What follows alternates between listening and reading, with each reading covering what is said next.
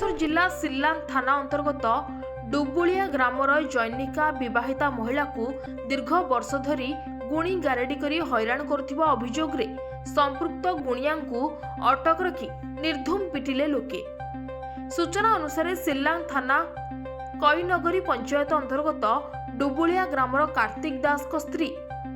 कादरांगा panchayat Gopinathpur grammar साबर तुला नामक वृद्ध दीर्घ वर्ष धरी गुणी गारेडी करी विभिन्न प्रकार चेरमूली औषध देई टंका नेउथिले।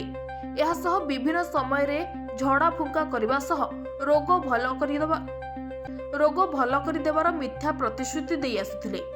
अन्यपटे चेरमूली औषध खाइबा फल रे कार्तिक स्त्री धीरे धीरे असुस्थ हेबा सह मानसिक भारसाम्य हराई बसिथिले।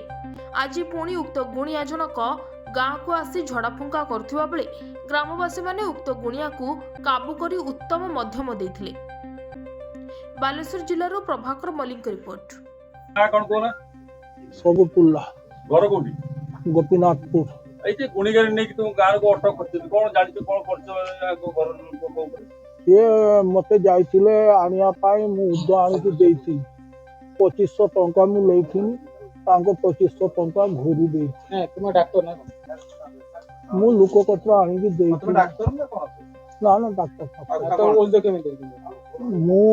किछि गुण सिके फुका फुकी जाने आज्ञा ये सब जानदा है ना ये कोन पाए डाक्टर मेडिसिन खाइ डॉक्टर सुले कोन तार गले कहले कि मो बहू ए रकम होउची बाप टिके जीव तो हमको उद्यम पाख तुम जे कालगुसा छड़ौ तुम बर्तन टिका कर 10 कद मारी जानि न तुम टिपो मारियो ना अच्छा तुम टिपो मारुचो तापर औषध आनि के दउचो किमते दउचो मु लोक पत्र आनि के देने लोक भल लियो मु कइदुरु आ के जुतो मैं तू में पाख या पाख गुणी मन का पाख तुम क्या गुणी पाख ये दुटे आदिवासी लोक आसीथिला ता पाख लेथि अच्छा उसको तो फुका फुकी छी दिजो और तो सब जाने और कोन बजे ये को तुम जे पूजा पटो करथलो नदी पाखरे नै कि कोन कहउतले पुतला करछो पुतला करी छुरी मारथलो पुतला रे ना मु मारी एवडा करनो मु मारी से निजे कोटा मारिथिले बचरो मारा गयो के मारतिला आछे बहुत छोटा लोक से मार दो मन हां मु कोइनी मार बाप बिलु दाब आजी नु से एला सुसत्र तुम किछ व्यापार किछ करो छेड़ी खदी खाली छेली आनो छेली किनो आ खाली छेड़ी गोर करी नी और छेली किनो सहित व्यापार करो एटा होची औषध देखि लोक लुटी होय बोले व्यापार करो तो प्रपोज तो बयस केते 74 वर्ष राधा वल्लभ मंडल सरपंच कईनगरी ग्राम पंचायत